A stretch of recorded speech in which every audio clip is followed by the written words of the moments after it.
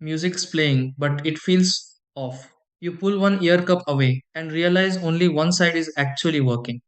You switch songs, raise the volume, even reconnect Bluetooth, but the same thing keeps happening. Now it's not just annoying, it's distracting. You're thinking, why is one side just not playing anything?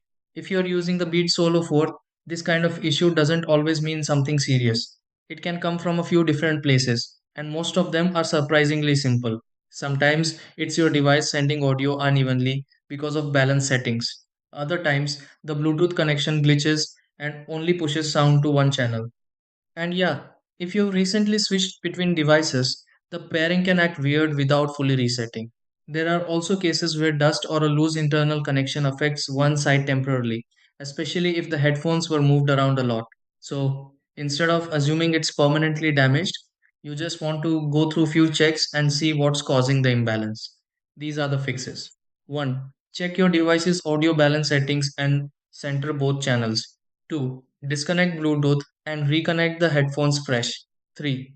Forget the device from Bluetooth settings and pair it again. 4. Try using the headphones with another device to compare. 5. Clean around the speaker areas gently to remove dust buildup. 6.